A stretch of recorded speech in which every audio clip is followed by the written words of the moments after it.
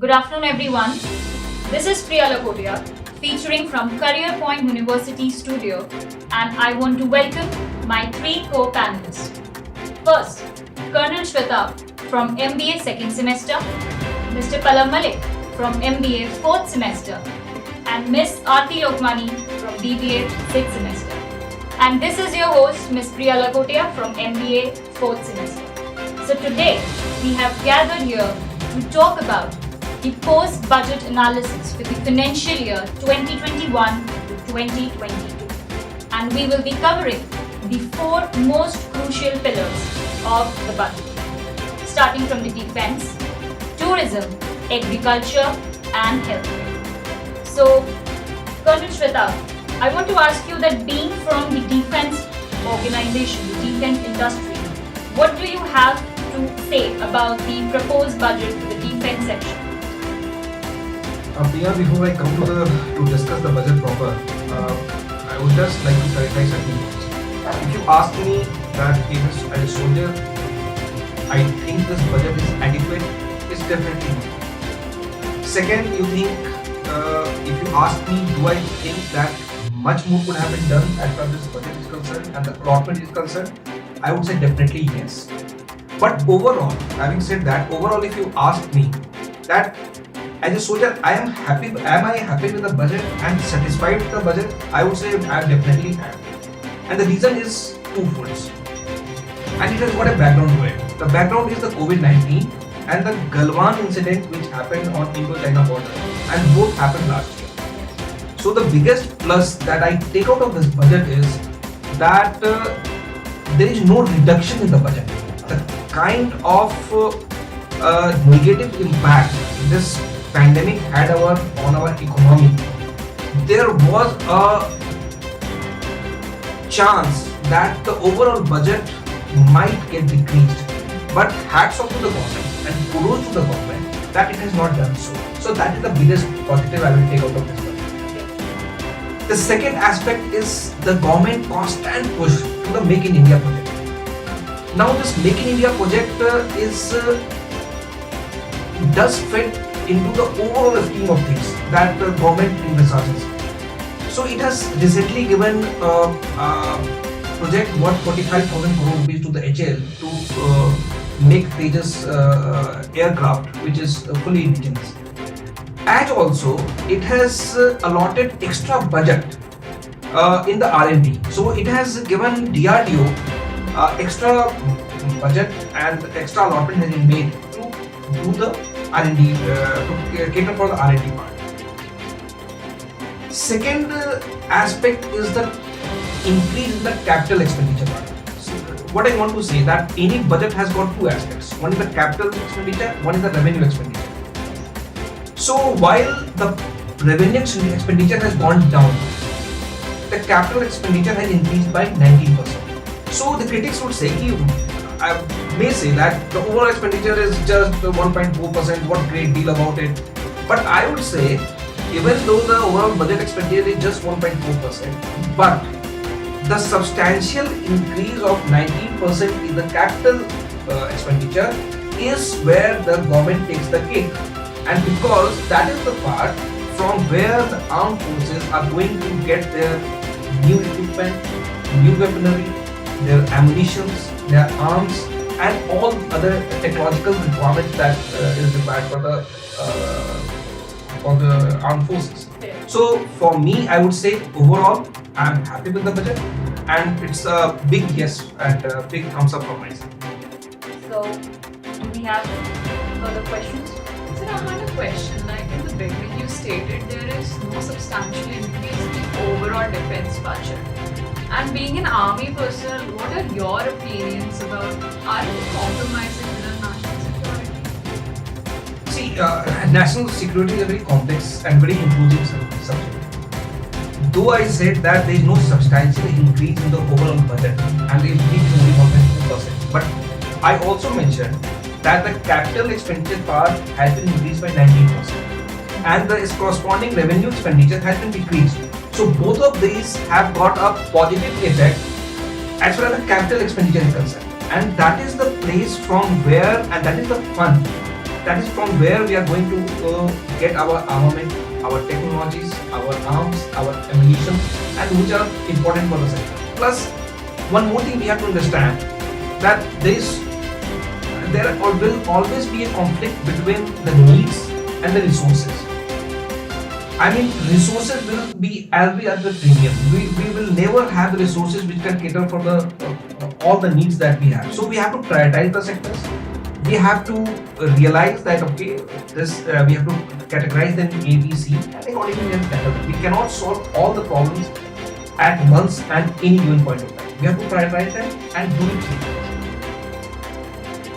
So even I had a question for the same, that why the budget for the Navy, the Indian Navy, is not being changed? I mean, aren't we compromising the maritime security of our country?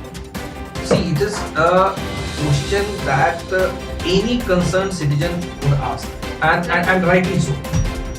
Because if you want to see India as a powerful nation, it has to have a strong and powerful navy. There is no doubt about that. But the problem with India is very peculiar. We have got a land border of around 15,000 kilometers and a maritime border of 7,000 kilometers. Unfortunately, the land borders that we share with Pakistan and China, the majority of 15,000 is shared with Pakistan and China, is not peaceful. And the reasons are known to all of us. I don't have to reiterate it or talk about it. I mean, we all know what kind of problems are there, and that's a very unfortunate part. And it's a big drain on our defense expenditure. It's a big drain.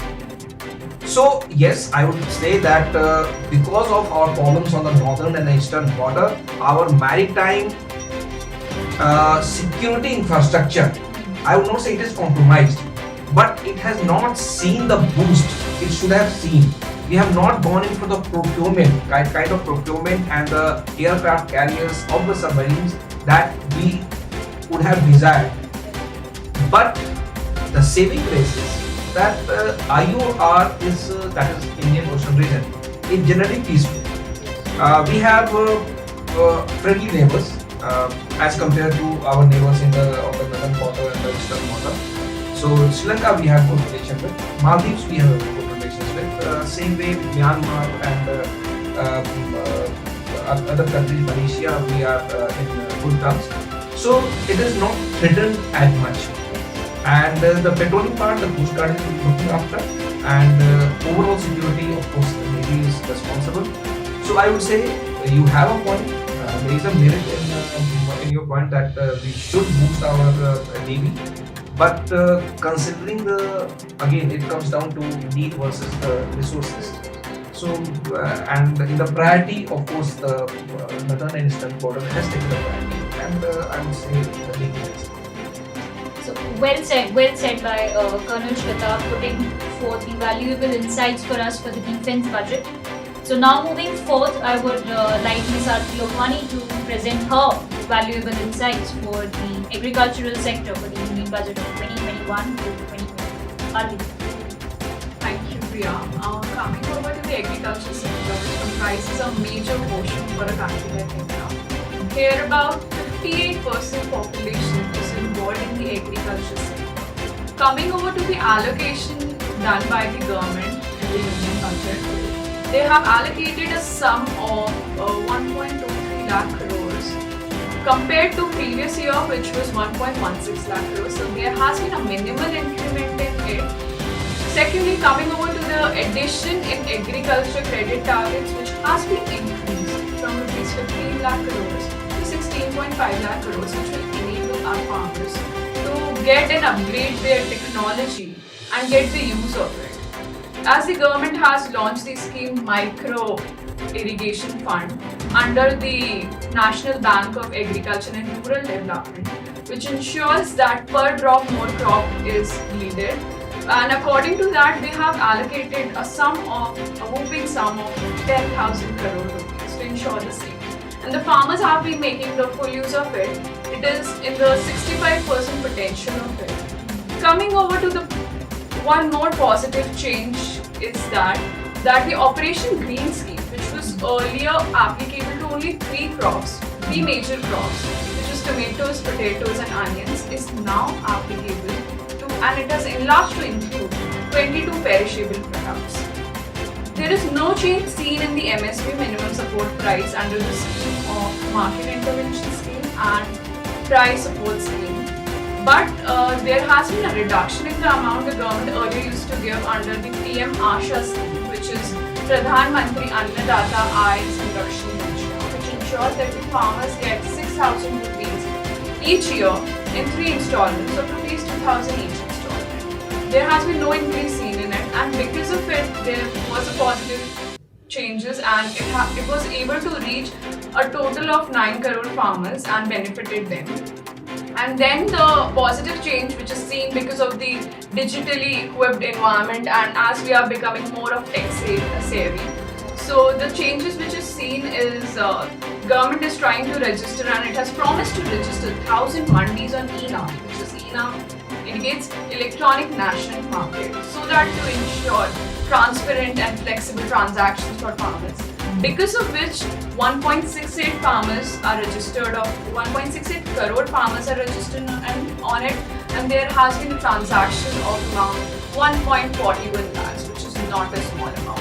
So I think there are more of positive changes, though it was a mixed response from government for the agriculture sector, and because the agriculture sector was the only sector which hit the 20% high after 17 years from 2003 and 4 in the GDP, when other sectors were splitting and there weren't much change. And the gross value added from the agriculture sector has also shown a positive side. It has incremented by and has shown a positive growth of 3.4%, while the entire economy was contracted by 7.2%. So yeah, I think the government has ensured that there should be a positive flow of money and positive energy in the farmers to ensure more growth of the sector, and government is doing much more, coming up with more schemes and ensuring the welfare of the farmers, which is a major population and which is a major sector which is, our population is engaged in.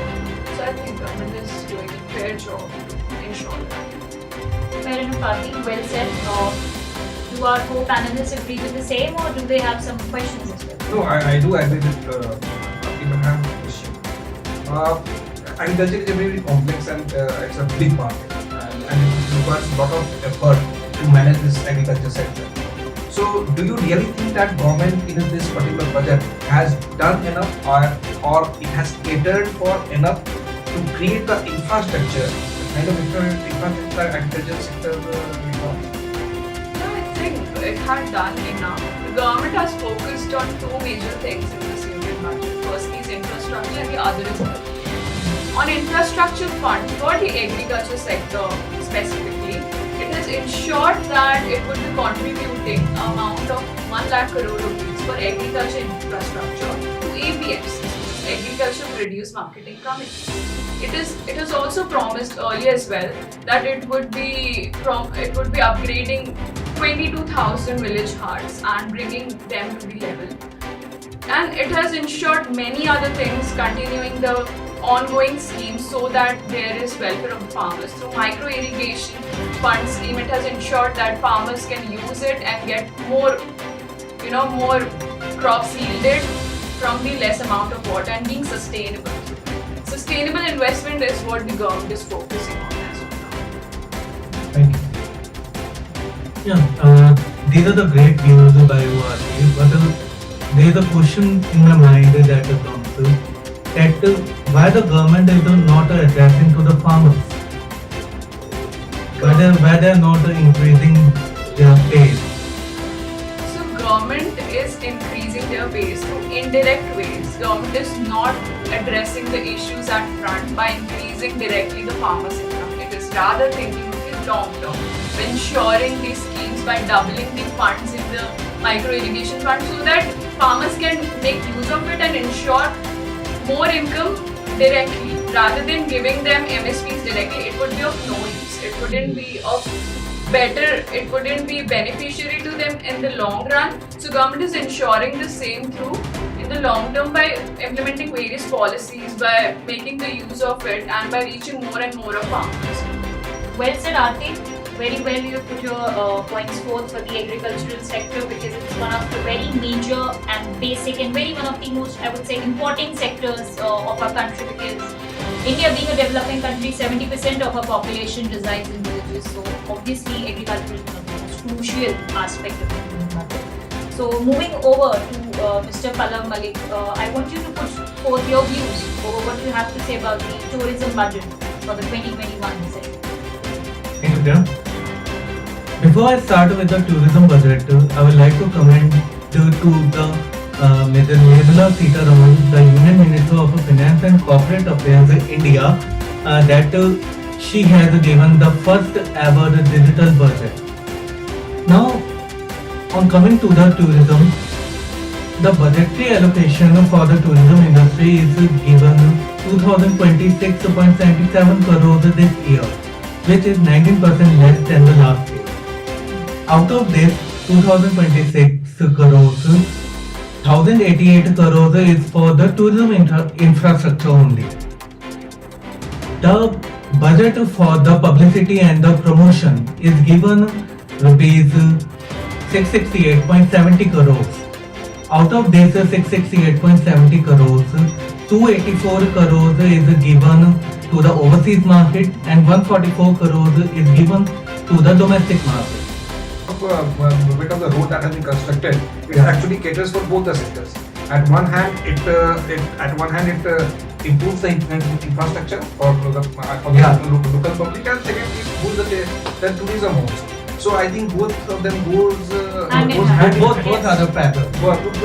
And both Yeah. benefit from each other. Same also. Of course, India is such a vast country and such a varied country. Yeah. And I still think we are still not we export even 50% of what our potential of our tourism potential. Yes, yes, 60% of the potential is still there to explore. Yeah. And also with that, the medical tourism can also be a big boon. That you are coming to India for a medical treatment, with that you can explore the country. And also with that, there's the COVID-19 pandemic, this industry has come to a halt. But as the vaccination drive is on the full swing, but this industry will grow very faster. Well said, Pallav. But I think my co-panelists have some questions in their mind. Yeah, one question that I have is you have covered it well. It was quite exhaustive. My only thing is, I mean, as citizens of this country, we depend too much on government to do certain things, and I personally feel that is not correct. Now, I just said earlier, just a few seconds back, that India is a vast country. It's a varied country with a lot of tourism potential, and we have not still tapped around 40% or 50% of it. So there's so much to explore for us also and for foreigners also. So what do you think this already those big players in the tourism sector, stalwarts we call them, who are already established in the tourism sector, can do well for this tourism sector, which can assist the government in executing its plan, whatever they have got? Yes. So, whatever the budget that has been allocated to the tourism sector is not enough. It will be enough only then when the hospitality stalwarts will give their best ways. For this, various procedures are to be followed, like the sanitization, the proper The proper part, the way how you travel and come up because we have seen the PPE kits should be PPE kits, yes, good. right. Yeah, so So basically, we have to get used to the new normal. yeah, we have to get to the new normal, obviously. And I had a question about the job opportunities. What do you think? Like, what are the job opportunities in this tourism and hospitality sector? Well, according to me, the prospects are very encouraging. Many people want to join this industry also, and this is going to be the new career option in the near future. But there is a mindset that this COVID-19 pandemic will continue, and people are quite feared about it. They don't want to go out and explore. But let me tell you, the vaccination is going on. About 35,000 crores is being given in the vaccination program only. Yes. So, according to me, just go out and visit, Yeah. and nothing will happen. If you have the vaccine, And you take proper precautions. Proper you precautions follow all the also. rules. Yeah. You are Yes. safe and you keep others safe as well. yes. Exactly. So very, very well done, Mr. Pallav. You have very rightly put your points forth and great questions asked by my co-panelists. So now moving further to the last pillar, the last crucial focus area for the Union Budget 2021, I would like to cater my points for healthcare. The tagline which actually came from the very leading vernaculars for healthcare is that India has actually doubled its healthcare spending and will be opening up the vast insurance in this Get Well Soon budget. And this was actually cited by none other than our Finance Minister, Ma'am Nirmala Sitharaman. And basically, she has also opened up the FPIs, that is the foreign portfolio investors, for actually investing in the insurance, the vast insurance market of our country, which has actually recorded the greatest slump after this COVID-19 pandemic. At the same time, I would like to say the most welcoming part about the Union Budget of 2021-22 was the welcoming of the COVID-19 vaccination program, and it was worth around 315 billion. As Mr. Pallav said, 35,000 crores of the vaccination program has been rolled out, and I think it's a great number. And at the same time, it was also cited by the Finance Minister and the government itself that rupees 2.23 trillion, lakh crores I should say, they want to spend in this upcoming year, and under the flagship of health and well-being. At the same time, they have also set up figures for allocating on water and sanitation, because you can't only just focus on COVID-19, but you have other certain diseases as well which spread through water and airborne. So they have actually given the budget of 60,320 crores for water and sanitation, and they will be actually been seen by two different ministries rather than just health ministry focusing on one. At the same time, the Finance Commission grants have given them 49,000 crores of assistance. At the same time, we'll be catering to the same need of water, sanitation, rural segment, transportation, health, etc. At the same time, the Department of Family Welfare, they have been allocated the proposal money of around 71,529 crores, which has actually seen they have seen a substantial increase of 9.6% as compared to the previous year, which was just 65,139. So I think we are good to go in healthcare. Though some schemes like Arogya, Pradhan Mantri Arogya Jan Yojana, it has remained unchanged, but several schemes have been adding up to it, so that it has been enhanced allocatively, and we've reached the 2.5% figures. Yeah. Questions for that? Yeah, I just wanted to ask this. We have suffered a lot, and in the last year, as far as the health sector is concerned, and our health infrastructure has been stretched to the limit. Yes. So I just want to know, do we have enough in this budget to create more jobs and expand the infrastructure, or create the infrastructure that we already have, or improve the infrastructure that we already have? In this particular budget, do we have we created enough for this budget? Yes, sir. As per cited by the government and the finance minister, under this flagship of Get Well Soon budget, we have allocated 2.23 trillion rupees for the same. At the same time, the number of hospitals they have been creating, I would like to present the number as well. At the same time, they want to focus on three major areas. That is, first is the preventive, second is curative, and third is well-being. At the same time, the same flagship, they want to create more than 17,000 health and wellness centers in rural areas. At the same time, more than 11,000 health and wellness centers in the urban areas. Creation of wellness centers means you have people to go there. At the same time, you have doctors, you have facilities, you have equipment, which actually builds up, increasing our physical health infrastructure. At the same time, besides the wellness centers, they want to create integrated public laboratories for the same. At the same time, they want to create public health block units, which will be, I guess, they are 3382 in numbers, and they will be established in 11 different states of our country.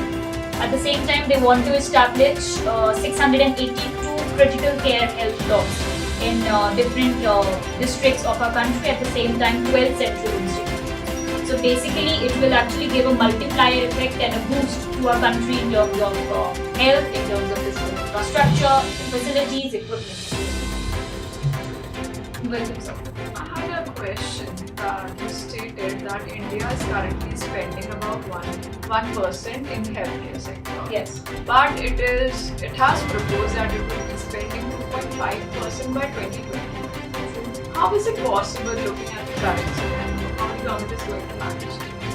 I know, look, when you look at this current scenario, as Pallab talked, that the tourism industry also went flat down, nobody's traveling, everybody's getting scared, fearing out that, we go out and we have some kind of disease or something. But I would say that, as stated earlier, the government has put forth a budget of around 2.23 trillion for the same. At the same time, they have been under the flagships of Poshan 2.2 Abhiyan, which they have actually started under the Ministry of Women and Child Welfare. At the same time, they have been, the 35,000 crores have been initiated for the vaccination, COVID-19 vaccination programs.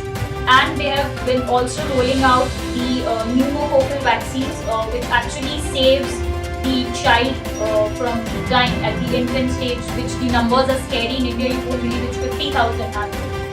So basically, these vaccines would help India to have they will reduce the child deaths annually. At the same time, they have been proposing the entry of the FPIs, as stated earlier, so that they can invest in the vast insurance market of India, which will actually boost the sentiments of the investors, and it will open new avenues for the same. And it would actually propel India to a major trajectory of global positioning in terms of healthcare and medicines and equipment, because we have been doing for. This is what Pallab said, that Exactly. medical tourism, he said that It will boost the medical tourism, which goes hand in hand. It's interconnected. Of course, it's interconnected. At the same time, it will give the boost to the global positioning of India, because we have been sending medicines. I guess we have sent 10 millions or 1 million of medicines to South Africa recently. We have sent that. So I think we'll be achieving the figure of 2.5% by 2025. Fair enough. So let's conclude this session with the same, that we have talked about the 4 major pillars of the Union Budget of 2021, starting with defense, agriculture, tourism and healthcare. This is all what we have got for today, but we promise to get you back soon with some new major ideas and things. So stay tuned. Thank you.